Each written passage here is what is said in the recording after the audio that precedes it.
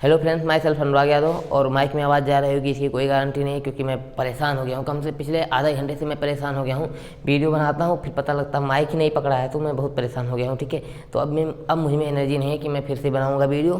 तो ये last video होगा क्योंकि अब आवाज़ जा रही होगी या फिर नहीं जा रही होगी, उसका कोई मैं गारंटी नहीं लेता हूँ। ठीक है, इस वीडियो में हम लोग क्लास 9th का चैप्टर नंबर 1 साइंस का हमारे आसपास के पदार्थ वो नहीं, उसका क्वेश्चन आंसर करने वाले हैं क्योंकि वो तो हम पहले कर चुके हैं। ठीक है, तो हम उसका क्वेश्चन आंसर करने वाले हैं और धनाधन खींच लेंगे। आपकी क्लास के जो सब्जेक्ट टीचर हैं वो जो जितने भी क्वेश्चन पूछेंगे आपसे, बनाएंगे कहीं से, यहीं सबसे पूछेंगे। ठीक है, तो मैं भी देख रहा हूँ यहाँ पे मेरे पास बुक है NCERT से और मतलब सारी जगह से क्वेश्चन ले आऊँ। ठीक है, तो देखिए यहाँ पे क्या है, ठोस का घनत्व गैस के घनत्व से ज़्यादा होता है क्यों। ठीक है, क्वेश्चन नंबर 1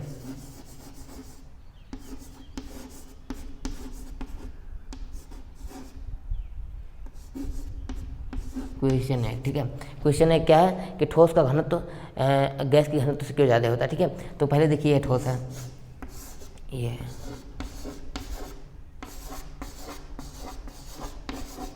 ठोस का मतलब ये थोड़ा सा मैं ले लिया हूँ यहाँ पे ठोस। ठीक है, ठोस सॉलिड।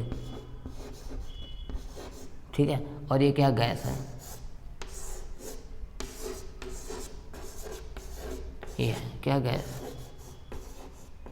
ठीक है, ये गैस है। अब देखो रहे हो ना, ये इसका मतलब इसका आयतन मान लो कितना है, कुछ भी जो इसका आयतन होगा 1 लीटर। ठीक है, 1 लीटर आयतन है, मान लो 1 लीटर का पात्र है, ये भी 1 लीटर का पात्र है। ठीक है, 1 लीटर का। ठीक है, लेकिन देखो इसमें जो है ना, इसमें जो है कणों की संख्या बहुत ज़्यादा है, देख रहे हो ना, और इसमें कणों की संख्या कम है ना, तो कौन ज़्यादा सघन हुआ, सघन कौन है, ये सघन है। ठीक है, सघन ज़्यादा है ये। ठीक है, और ये क्या है, ये सघन कम है यानी विरल है। ठीक है, विरल है या कम सघन है। ठीक है, तो जो जो जितना सघन होता है उसका डेंसिटी यानी घनत्व उतना ही ज़्यादा होता है। ठीक है, तो क्या कहोगे कि अगर क्वेश्चन पूछे कि क्यों होता है ना, तो ये बताओगे क्योंकि जो ठोस होता है उसके कणों के बीच गैप कम होता है और गैस के कणों के बीच में गैप ज़्यादा होता है। इसी वजह से वहाँ पे बाइक कौन चालू कर रहा है, चलो ठीक है। इसी वजह से क्या होता है कि ठोस जो होता है उसका घनत्व ज़्यादा होता है और गैस का घनत्व कम होता है। ठीक है, समझ गए ना। और घनत्व अगर कोई पूछे तो घनत्व क्या होता है, देखो घनत्व के बारे में बता दूँ, घनत्व डेंसिटी। ठीक है, डेंसिटी। ठीक है, घनत्व को किससे लिखते हैं, D से नहीं, रो से लिखते हैं, रो। ये रो नहीं, रो। ठीक है, ये होता है रो, डेंसिटी। तो यहाँ पे क्या हो जाएगा, मास को किसे लिख देते हैं, एम से ही लिख देते हैं। ठीक है, मास। और नीचे क्या होता है, वॉल्यूम,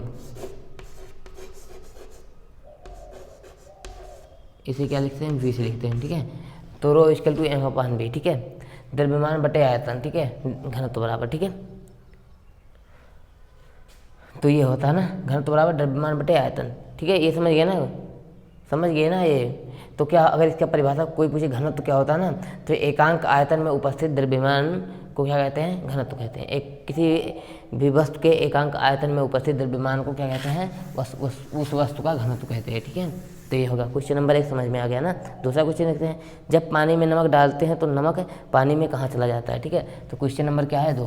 क्वेश्चन नंबर 2 क्या है, जब पानी, देखो मैं क्वेश्चन आप खुद से समझ लीजिएगा। क्वेश्चन जब पानी में क्या है, जब पानी में नमक डालते हैं, पानी है, नमक डालो, नमक कहाँ गया, तो नमक उसमें घुल गया, नहीं, ऐसा नहीं है। देखो मैं बताऊँ ना, देखो ये है ना, ये पानी है। ठीक है, यह पानी है, इसमें नमक डाले ना, नमक NaCl मतलब सोडियम क्लोराइड। ठीक है, NaCl साधारण नमक का सूत्र है, NaCl सोडियम क्लोराइड। इसमें नमक डाले तो इसका लेवल तो कुछ बढ़ेगा नहीं, कुछ नहीं लेवल बढ़ेगा। और ये नमक गया कहाँ पे ना, तो देखो NaCl यानी ये पानी जो है ना, पानी के कणों का बीच ये ऐसी जगह होता है ऐसे। ठीक है, ऐसे जगह होता है ऐसे, ये इसके बीच जगह होता है और इस जगह को कहते हैं अंतरा आणविक इंट्रामोलिकुलर स्पेस। ठीक है,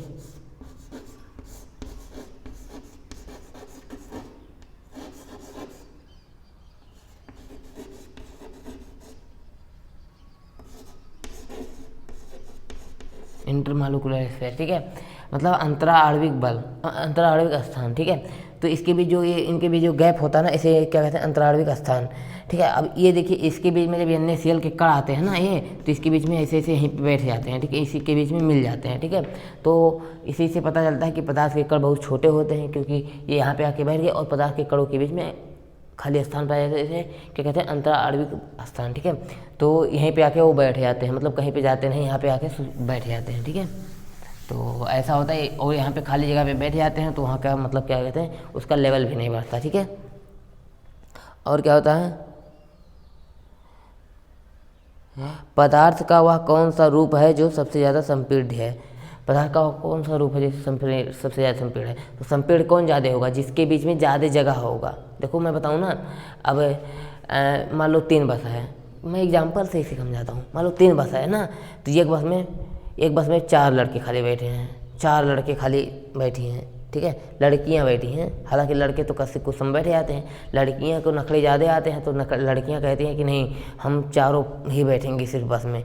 ठीक है, तो एक बस में 4 लड़कियां हैं, और एक बस में छोटी छोटी बच्चे हैं, और एक बस में 10 बच्चे हैं। ठीक है, और एक बस में 40-30 बच्चे हैं, मतलब हम जैसे हैं तो 30 बच्चे हैं बैठे हैं। ठीक है, एक में, और एक में क्या है, 15-20 हैं, 20 हैं एक में 30 हैं, और लड़कियां 4 हैं। अब बताओ किस में ज़्यादा ठूस हो गए, ज़्यादा दबाओगे, किस में दबा सकते हो। हालांकि लड़कियों को दबाया नहीं जा सकता। ठीक है, लेकिन टीचर लोग आते हैं, प्रिंसिपल आए, चल खसक, चारों को मार के लेके गया, वहीं एक पिछली सीट पे बैठा दिया, चारों एक जगह पे बैठ गई, पूरा बस खाली हो गया, फिर ले जाके उसमें ठूसने लगा। ठीक है, तो ऐसा ही होता है यहाँ पर भी। जो गैस होता है ना, गैस के कण बहुत दूर दूर फैले रहते हैं, मतलब हम ही हैं सिर्फ ना, लेकिन जब ले आके पंपी मतलब जो प्रेस करने वाला रहता है ना, उसे दबा देते हैं, तो प्रेस होके मतलब संपीड़ हो जाते हैं। दबा देते हैं ना तो चिपक जाएंगे, फिर और जाके और ठूस के भर दो ना, तो ऐसा ही होता है। तो गैस जो होता है ना, ये तो कोई ठोस है ना, तो ठोस है तो इसमें गैप कम रहेगा। ठीक है, इसके कणों के बीच में गैप कम है। ठीक है, अब गैप कम है, अब 30 लड़के उसमें बैठे हैं, और कहाँ पे से ठोसोगे भाई, एक दो को गोदी वोदी में बैठा दोगे तो बैठा देगा भाई, कोई दिक्कत नहीं है। लेकिन इसमें 4 हैं तो इसको देखिए ठोसते नहीं धका धका। ठीक है, और 10-15 वाले में यानी पानी जो है उसमें भी थोड़ा सा ठोक सकते हो, ठोस को कम, 1-2 बहुत कम, और गैस को ज़्यादा से। ठीक है, तो इसीलिए ये सॉलिड है। ठीक है, ये सॉलिड है, और ये क्या है, लिक्विड है। लिक्विड है। ठीक है, ये लिक्विड है, और ये क्या है, ये गैस है। ठीक है, ये गैस है, तो ये सबसे ज़्यादा संपीड़ित होगा। ठीक है, गैस वाला, गैस को ज़्यादा कंप्रेस किया जा सकता है। ठीक है, तो मैं भी मिटा देता हूँ, समझ गए होगे ना, गैस को क्यों ज़्यादा कंप्रेस किया जा सकता है, क्योंकि इसके बीच जो खाली जगह होता है वो ज़्यादा होता है, इसीलिए ठूस के कर देते हैं। ठीक है, देखिए कोई भी लड़की देख रही है तो कृपया करके बुरा मत मानिएगा ना, क्योंकि मेरा ऐसा उद्देश्य नहीं है। हालांकि जब होती ही हैं तो ऐसा क्या करना, ये कट जाएगा, ये वीडियो में से कर देना। ठीक है, ज़्यादा ही बोल दिया हूँ। देखिए अगला क्वेश्चन क्या है, अगर किसी सतह पर हम पानी डालते हैं तो पहले पानी सतह पर फैलता है और उसके कुछ समय बाद रुक जाता है, इसका कारण बताइए। तो जब पानी फैलता है तो उसमें जल के कण के बीच आकर्षण बल कार्य करता है, लेकिन बाद में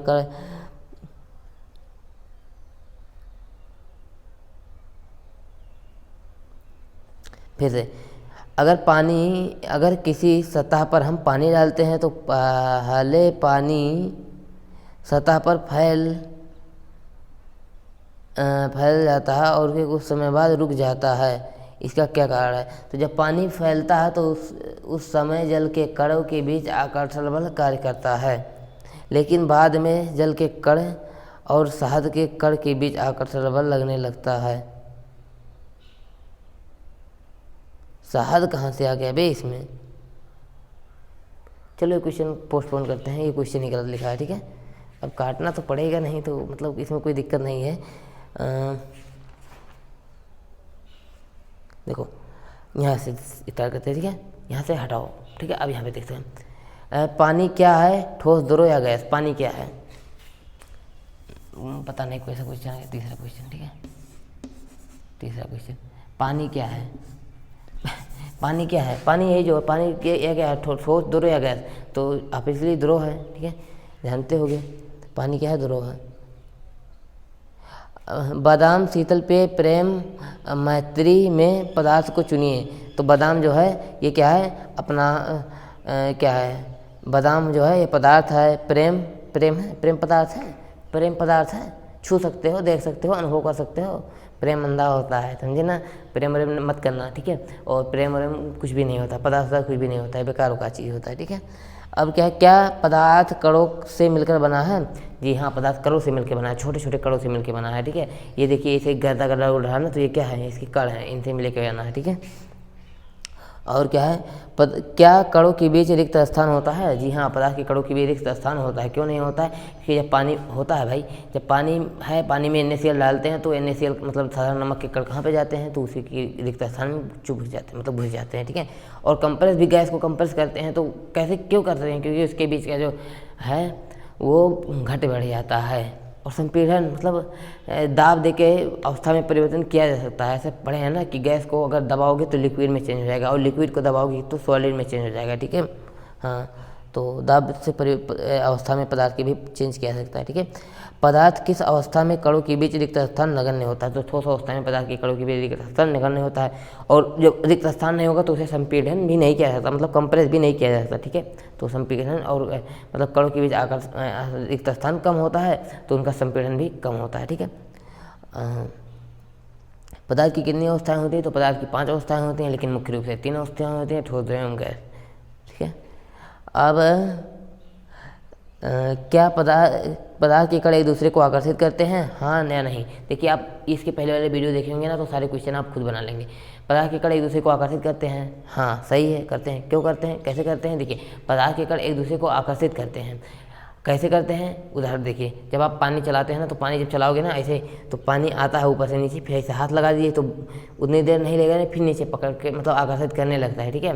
तो इसी वजह से होता है, ठीक है। और देखिए एक होता है ससंजक बल और असंजक बल। जब फिजिक्स में चलेंगे तो वहाँ पे बताऊँगा, तब वहाँ से ये आपका कॉन्सेप्ट और थोड़ा सा क्लियर होगा, ठीक है। इसे फिर वहाँ पे पढ़ाएंगे, ठीक, बताएंगे थोड़ा सा तो जानेंगे आप।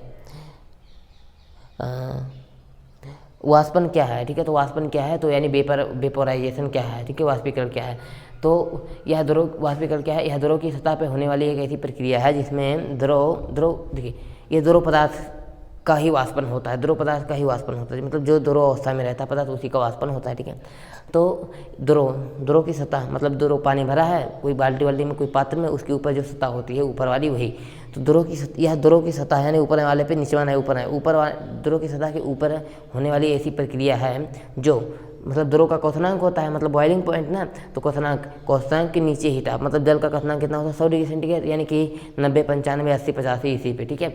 तो यह अब देखिए यह क्या होता है वाष्पन में, यह होता है द्रव की सतह पे होने वाली एक ऐसी प्रक्रिया जिसमें द्रव के मतलब क्वथनांक के नीचे किसी ताप पे ये वाष्प में परिवर्तित होने लगता है, क्वथनांक के नीचे ही ताप पे किसी में भी द्रव से वाष्प में परिवर्तित होने लगता है, ठीक है। इसी प्रक्रिया को क्या कहते हैं, वाष्पीकरण कहते हैं, वाष्पन कहते हैं। क्वथन क्या है, तो क्वथन क्या होता है कि किसी द्रव का जिस ताप पर वह वाष्प में परिवर्तित होने लगता है, मतलब उबलने लगता है, ठीक है, उबलने लगता है, क्या कहलाता है, क्वथनांक कहलाता है। कौन बाइक से गया अभी देख लूँ,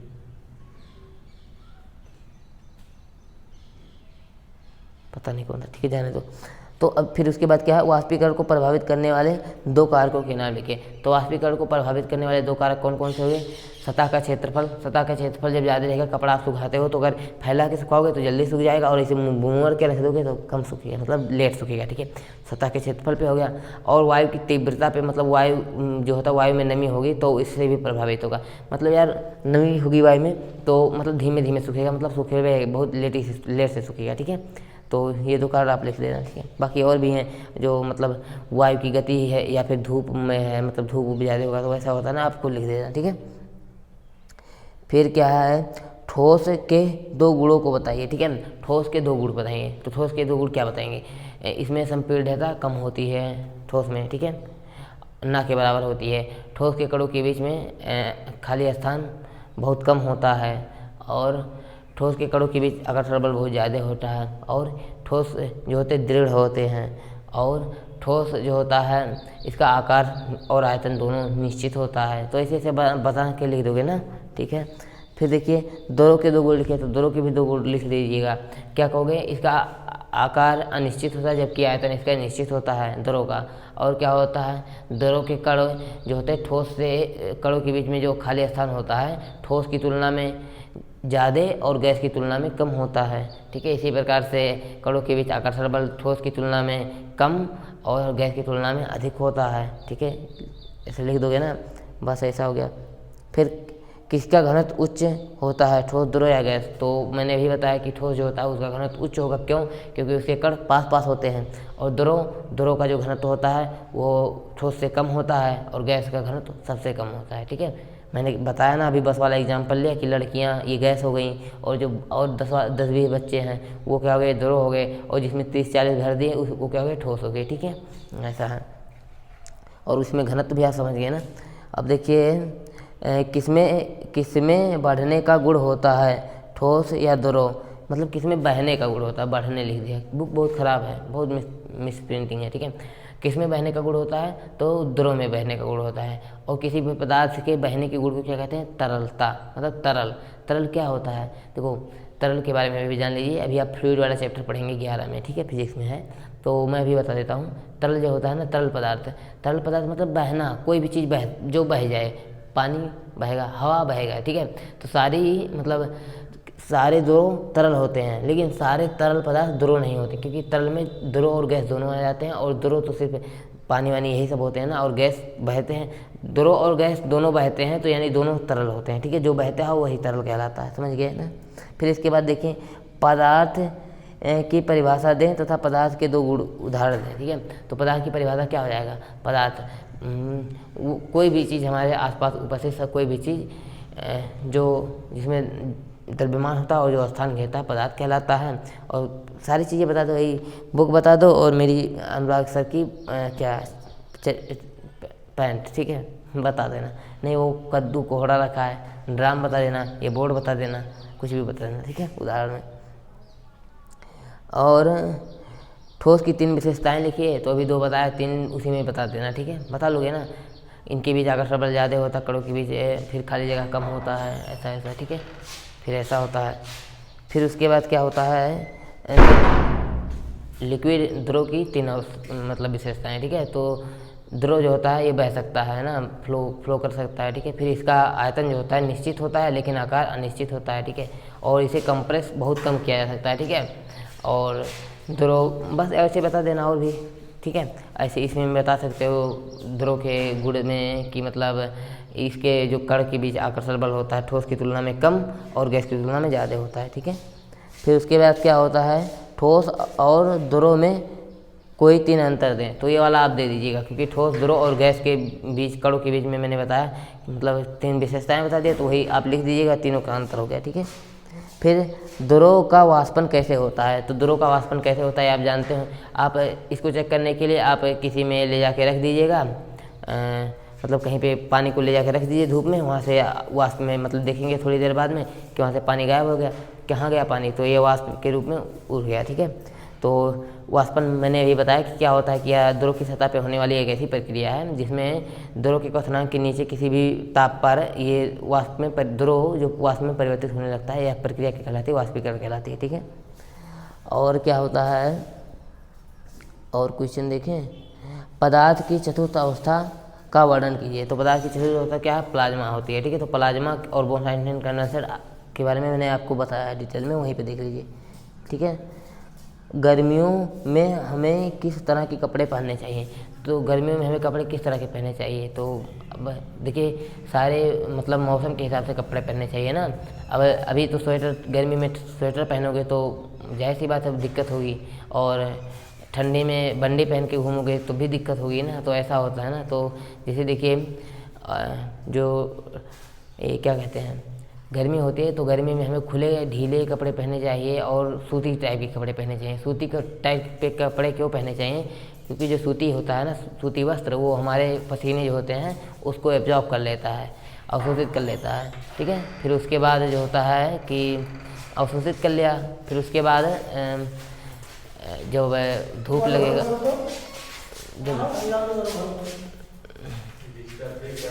जब चलो कोई बात नहीं है, चलो ठीक है भर लो। हाँ, तो उसमें देखेंगे ना कि वो हमारे पसीने के ऑब्जर्व कर लेगा और जो उड़ेगा मतलब हमारी जो वाष्प होगा तो वहाँ से वाष्पीकरण होगा। जैसे पसीना जब निकलता है ना तो हमारी बॉडी से हीट एब्जॉर्ब करेगा, और हीट का मतलब क्या होता है, काइनेटिक एनर्जी। अगर हीट देंगे किसी भी चीज़ को तो उसकी काइनेटिक एनर्जी बढ़ जाएगी। तो जो पसीने के कण होते हैं हमारे बंडी में मतलब चिपके रहेंगे, सूती वस्त्र जो पहने रहेंगे।